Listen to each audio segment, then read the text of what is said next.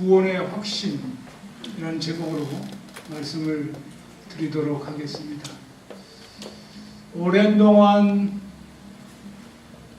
연조 있게 신앙생활을 할지라도 많은 사람들이 구원의 확신을 가지고 잊지 못하는 것을 발견하게 됩니다. 물론 어머니 뱃속에서부터 태어난 모태신앙도 예수님의 말씀대로 물과 성령으로 거듭나야 되기 때문에 교회에서 가장 기본적으로 받아야 될 은혜는 교인에서 하나님의 자녀로 변하는 구원의 확신인 것입니다. 만일 이것을 놓친다면 교회에서 주는 병고침과 그리고 가난에서 부유하게 되는 것 많은 혜택을 받을지라도 하나님의 자녀로서 거듭나는 구원의 확신을 놓칠 수가 있기 때문입니다. 그러므로 저는 이 시간에 어떻게 하면 우리가 하나님의 자녀로 거듭나서 하나님이 베풀어 주시는 아브라함의 복에 참여하고 성령께서 주시는 성령의 열매가 주렁주렁 열릴 수가 있는가에 대해서 말씀을 드리는 시간을 갖도록 하겠습니다. 오늘 사도 바울은 로마서 7장을 통해서 우리가 하나님 앞에 구속, 곧 죄사함을 받는 것을 비유적으로 말씀하고 있습니다. 그것이 바로 남편과 아내를 두고 말씀하셨는데, 어떤 남편이 무자비하고 법률적일 때 사랑이 부족한 그 남편 때문에 한평생 고생할 수가 있다는 것입니다.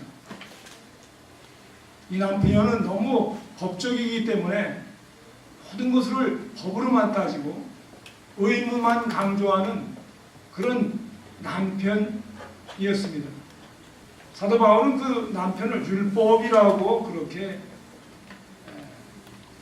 가정하고 있습니다. 형제들아, 내가 법 아래 사는 자들에게 말하노니 너희는 율법이 사람의 살 동안만 그를 주관하는 줄 알지 못하느냐. 율법이라고 말씀해 주셨습니다. 그 율법이라는 남편은 늘 십계명을 말합니다. 부모를 공경해라, 하나님께 예배 철저하게 드려라, 그리고 내 이웃을 내 몸같이 사랑해라, 그리고 마음에 음심을 품지 말라. 여러 가지 사람이 감당할 수 없는 계명들을 제시하는 것입니다. 교회 다니면서 또 늘 우리의 양심의 가책을 받습니다. 십계명을 들여다보면 언제나 부족한 저희들을 발견하게 되는 것을 보게 됩니다.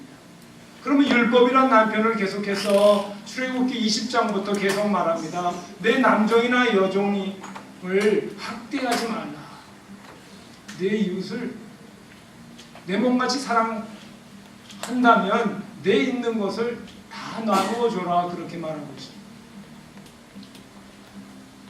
부자 청년이 말했습니다. 예수님에게 저는 어릴 때부터 모든 계명을 다 지켰나이다. 선한 선생님이여 어떻게 영생을 얻겠나이까. 그랬더니 율법에 대한 남편에 대해서 다시 말합니다. 내가 가지고 있는 모든 재물을 다 팔아서 내 이웃에게 나눠주고 나를 따르라. 그러면 네가 구원을 얻을 것이다. 그렇게 예수님께서 말씀해 주셨습니다. 예수님의 기준은 너무나도 높아서 이 율법적인 것을 제시할 때는 아무도 감당할 수가 없는 것입니다. 율법은 600개가 넘지만 대표적으로 십계명으로 축약하고 있습니다. 그리고 다시 한번 축약한 것이 예수님께서 말씀하신 대로 내 하나님을 목숨을 다하고 마음을 다하고 힘을 다하여 사랑하는 것입니다. 아멘. 그리고 내 이웃을 내 몸같이 사랑하는 것입니다. 아멘. 어떻게 우리가 하나님을 생업보다 더 귀하게 몸을 다하고 힘을 다하고 사랑할 수가 있겠습니까? 내가 사랑하는 아내나 남편, 자식들도 먹여 살려야 되는데 어떻게 하나님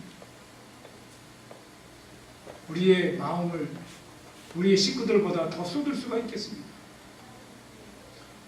지금 노숙자들이 많고 굶어 죽어가는 사람도 많지만 어떻게 내 재산을 풀어서 그들을 도와줄 수가 있겠습니까? 율법을 재어보니 하나도 하나님 기준에 맞는 것이 없습니다. 우리는 이런 신앙생활을 하면서 율법이라는 남편과 같이 사는 것입니다.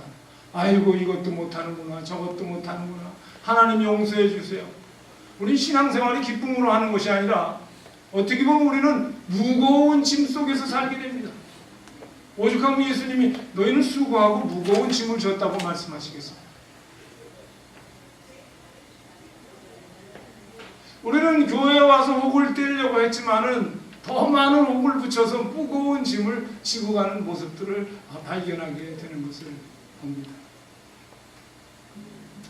그런데 이 아주 법적이고 모든 것을 강요만 하는 율법이라는 남편이 어느 날 죽어버리고 말았습니다. 그러니까 그 남편에 대해서는 전혀 의무감에서 벗어나 버린 겁니다. 그 남편이 이제는 물도와 뭐 정직하게 살아라, 의롭게 살아라, 시간을 제대로 지켜라, 예배 시간 빠지면 안 된다, 부모를 잘 섬겨라, 이렇게 강요하던 남편이 어느 날 보니까 죽어버리고 말았어요. 그래서 이 여인이 너무 기뻐한다고 비유적으로 말한 겁니다. 아, 나를 그렇게 압제하고 강요하고 선하게 살라고. 물론 율법이 선한 것이니까 그 선한 남편은 계속해서 선한 것만 강조합니다. 그런데 이 여자는 할 능력이 없었기 때문에 이 남편이 죽었으니까 남편에게서 해방이 되어버린 거였어요. 이제 자기를 구속할 법이 없어진 겁니다. 그래서 얼마나 편했겠습니까?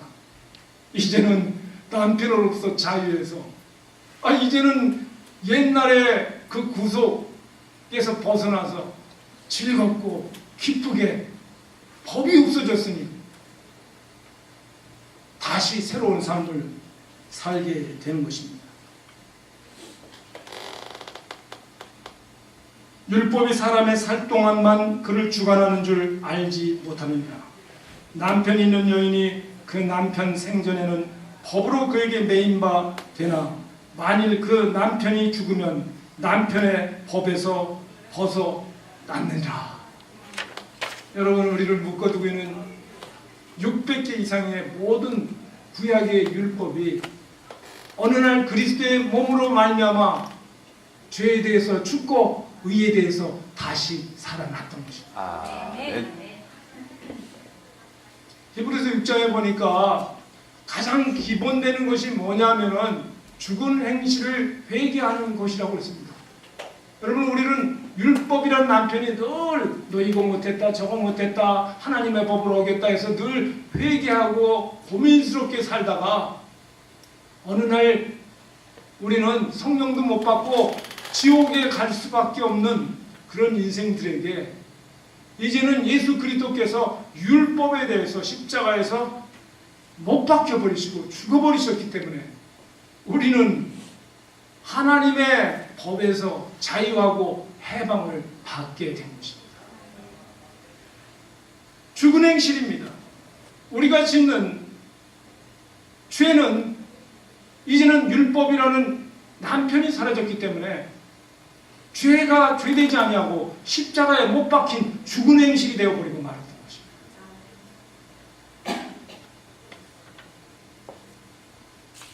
그래서 죄가 우리를 더 이상 속박하지 못하고 이제는 은혜가 우리를 주장하게 되는 것입니다.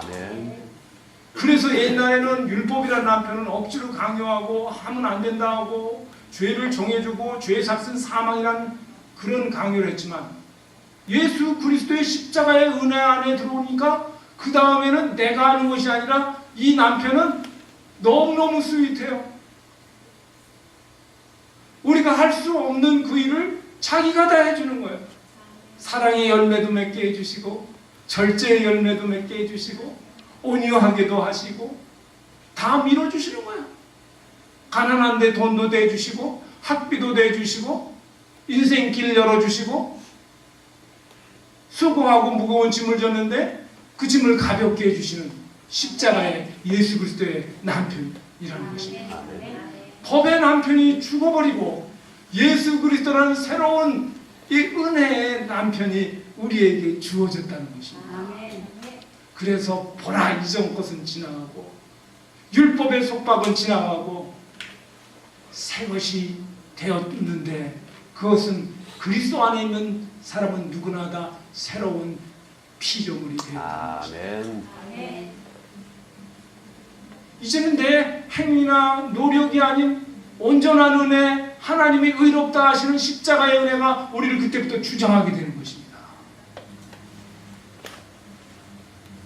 그때는 율법이라는 남편에 의해서 속박을 받고 나도 능이 없었는데 이젠 예수 그리스도라는 그 은혜의 남편이 우리를 주장하니 성령이 오셔서 권능을 베풀어 주셔서 우리가 예루살렘과 온 유다와 사마리아 땅 끝까지 이르러 내 증인이 될 수 있는 능력을 얻고 행사하게 됐다. 아멘. 구약의 대표적인 것이 신명기 28장의 율법의 속박입니다. 만일 내가 이 말씀을 순종하지 못하면 들에 나가도 저주를 받고 성읍에 나가도 저주를 받고 내가 행하는 모든 일이 저주를 받을 것이라 얘기했습니다. 율법의 기능이 그렇습니다. 그런 내가 만일 순종하면 들에 나가도 복을 받고 성읍에 나가도 복을 받고 들어가나 나가나 복을 받을 것이다. 이 남편이 바로 예수 그리스도신 것입니다. 아멘. 이걸 분명하게 알아야 돼요. 우리는 신앙생활하면서 물에다가 술을 탄 듯이 술에다가 물을 탄 듯이 하기 때문에 우리가 성령 하나님의 자유함을 빼앗기고 있는 것입니다. 그러므로 우리가 그의 죽으심과 합하여 세례를 받음으로 그와 함께 장사되었나니 이는 아버지의 영광으로 말미암아 그리스도를 죽은 자 가운데서 살리신 것 같이 우리를 또한 새 생명 가운데서 살게 하려 하심이라고 말씀해 주셨습니다. 얼마나 감사합니까? 남편이 죽었습니다. 남편이 법에서 벗어났습니다. 그러므로 그 남편 생전에 다른 남자에게 가면 음부라 이르고 남편이 죽으면 그 법에서 자유케 된다고 했습니다. 여러분, 율법이 살아있을 때는 우리가 어디를 가지를 못합니다. 신앙생활을 해도 부자연스러워 맨날 선한 행실을 해야 돼요. 맨날 법에 의해서 노력을 해야 돼요. 그러나 어느 날 예수께서 율법에 대해서 죽으시고 율법의 저주를 속량하셨다고 갈라디아서 3장 13절에서 말씀해 주셨어요. 그리스도께서 저주를 받으심으로 말미암아 율법의 저주에서 속량하셨으니 얼마나 감사합니까? 그렇다고 죄를 저지르란 말이 아닙니다. 이제는 죄의 속박에서 벗어날 뿐 아니라 죄를 이기고 죄를 다스릴 수 있는 성령 하나님의 능력이 우리와 함께 하게 된 것입니다. 하나님이 밀어주십니다. 성령의 바람이 옵니다. 그래서 할 수 없는 것을 믿음으로 하게 되는 것입니다. 예수 그리스도는 우리에게 이렇게 기쁜 소식이 되어 오셨던 것입니다. 예수 그리스도 그분에 대한 확신을 갖는 것이 사도 바울 선생은 이렇게 얘기했습니다. 세상에 있는 모든 것을 배선을 누리고 그리스도를 아는 지식이 가장 고상하다. 아멘. 가장 귀한 것이다. 가장 생명적이다.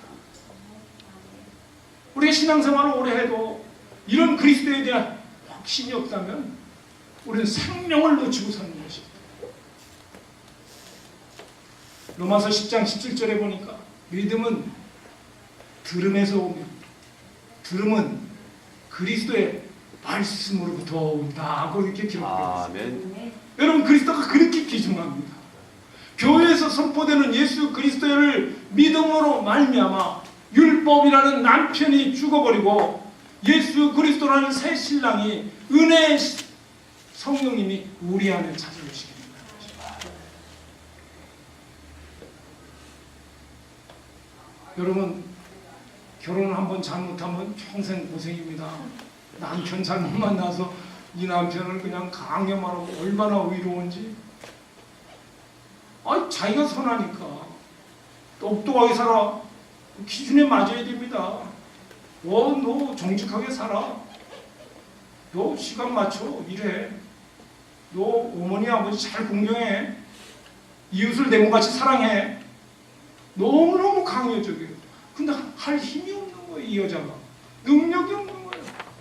왜 그러신지 아십니까? 우리는 아담의 원죄를 받고 태어났기 때문에, 하고는 마음에는 원인으로 돼 육신이 약하기 때문이죠.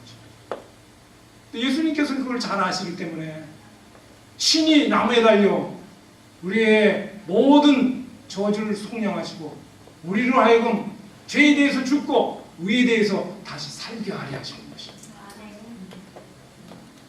그래서 전에는 할 수 없었는데 예수님이라는 신랑이 와서 우리에게 힘을 주고 할 수 있도록 만들어 주십니다. 예수님께서 우리의 능력이 되어 주셔서 성령의 열매 9가지가 주렁주렁 달리게 하신 것입니다. 온전한 은혜, 하나님의 은혜가 우리가 부른 것처럼 은혜 아니면 될 수 없는 그 구속의 은총이 우리를 주장하게 되는 것입니다. 그전에 혈기가 팍 나면 컨트롤 못했는데 성령님이 절제가 되어주시니까 그것도 참고 잘 넘어가네. 여러분, 세상 사람들도 그렇게 얘기합니다. 10번 참으면 살인도 면한다. 100번 참으면 더 큰 역사가 일어날 줄 믿습니다. 인생은 참고 참는 데서 성공이 다가오기 때문에. 아멘. 인내는 쓰지만 열매는 달콤하기 때문입니다. 아멘. 그러나 우리에게 그런 능이 없지만 예수님께서는 절제라는 성령의 열매를 우리에게 허락해 주시기 때문에. 아멘. 참 감사합니다. 참 예수님과 율법을 로마서 7장에서 사도 바울이 그렇게 정확하게 비유적으로 우리에게 말씀해 주셨습니다. 보니까 이제 다른 남편이 죽으면 그 법에서 자유케 된다. 이제 율법에서 자유케 됩니다. 죄를 짓던 안 짓던 간에 우리는 율법과는 상관이 없습니다. 정죄가 사라져버렸어요. 왜? 우리는 예수 안으로 옮겨졌기 때문입니다. 예수 안에는 정죄가 없어요. 그러므로 로마서 8장 1절에 보니까 누구든지 그리스도 예수 안에 있는 자에는 결코 정죄함이 없나니 아멘. 이는 그리스도께서 죄와 사망의 법에서 너희를 해방시켰습니다. 아멘. 정말 깊은 소식입니다. 그런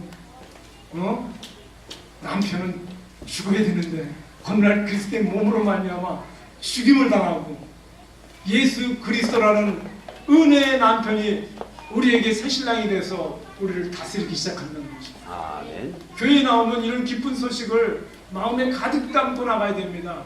그래서 변화가 되어야 됩니다. 너희는 이 세대를 본받지 말고 오직 마음의 변화를 받아 새 사람을 입으라고 말씀해 주십니다. 옛사람은 할 능력이 없고 무능했지만 이제 그리스도 안에 새 사람은 믿음 안에서 모든 일을 가능케 하시는 것입니다. 그러고 나니 예수님 안에 있는 사람들은 그렇게 느낍니다. 나는 옛날에 못했었는데 이게 웬일이지? 왜 이렇게 부지런해졌지? 성경이 왜 이렇게 읽혀지지? 교회 가는 게 왜 이렇게 즐겁지? 난 죽으면 천국 가는구나. 이렇게 믿음이 다가오는 것입니다. 여러분, 율법 아래 있을 때는 믿음이 오지 않냐고 율법이라는 남편 안에서 항상 구속만 받았어요. 항상 구박만 받았어요. 왜 못하니? 그러므로 4절에 보니까 내 형제들아 너희도 그리스도의 몸으로 말미암아 율법이라는 남편에 대해 죽임을 당하였으니 이는 다른이 곧 죽은 자 가운데서 살아나신 이에게 가서 우리로 하나님을 위하여 열매를 맺히게 하려 함이니라. 아멘. 사도 바울 선생은 이렇게 결론적으로 얘기하고 있습니다. 우리의 선한 행실, 노력 가지고는 아무것도 할 수가 없습니다. 그러나 오늘 좋은 소식은 예수 그리스도께서 십자가의 은혜를 통해서 누구든지 그 기쁜 소식을 아멘하고 믿음으로 받아들이는 자들에게는 약속하신 성령 하나님을 보내주실 뿐 아니라 성령의 열매를 맺을 수 있도록 축복해 주신다는 것입니다. 아멘.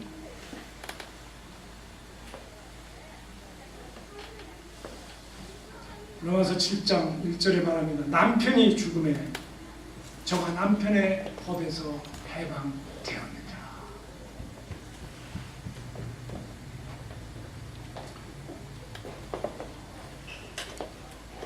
에베소서에서 말합니다. 허물과 죄로 죽었던 너희를 다시 그리스도 안에서 살리셨도다. 아멘. 예수 안에서 하나님께서 우리를 살려주신 것입니다. 아멘. 아담 안에서 모든 사람이 죽은 것 같이 예수 그리스도 안에서 모든 사람이 삶을 얻게 됐다고 성경은 선포하고 있는 것입니다. 아멘. 오늘 새로운 남편 그리스도의 몸으로 말미암아 율법에 대해서 해방을 주신 예수님의 그 은혜 안에서 발견되시기를 주님의 이름으로 축원드립니다. 아멘. 그 사람은 그 이름은 곧 예수 그리스도십니다. 이사야서 32장 1절에 보니까 그 사람은 광풍을 피하는 곳, 폭우를 가리우는 곳 같을 것이며 마른 땅에 냇물 같을 것이며 곤비한 땅에 큰 바위 같을 것이다. 아멘. 구약은 예언하고 있는 것입니다. 그래서 예수님이 귀한 것입니다. 그래서 그 귀한 값비싼 옥합을 깨고도 그 여인은 머리로 예수님의 발을 씻었던 것입니다. 여러분 정말 우리 인생을 값어치 있게 하시고 율법이라는 그 남편에게서 자유한 해방을 주는 성령 하나님께로 인도하신 예수 그리스도께 감사하시기를 바라는 것입니다. 아멘. 그 마음에 믿음이 올 때 이제는 우리의 삶이 예전같지 않습니다. 성령이 오셔서 저와 여러분의 삶을 바꿔주시기 때문입니다. 아멘. 밋밋했던 삶을 필요할 때 기적으로 역사해 주시기도 합니다. 아멘. 변함없이 다람쥐 쳇바퀴처럼 돌던 인생을 이제는 독수리처럼 상공을 치며 올라갈 수 있는 그런 새 힘도 허락해 주십니다. 아멘. 젊은이도 피곤하고 그리고 새로운 인생들을 창조하는 결혼하는 사람들도 곤비할지라도 오직 여호와를 앙모하는 자는 새 힘을 주시겠다고 약속해 주신 것입니다. 아멘. 오늘 이 아침에 그리스도 예수 하나님의 기쁜 소식을 전했습니다. 새로운 남편 율법에 대해서 이제 미련을 다 버리시고 이제 우리에게 힘과 능력과 그리고 은혜를 베푸시는 십자가의 예수 그리스도께 감사하고 믿음으로 승리하시기를 주님의 이름으로 축원드립니다. 아멘. 기도하시겠습니다.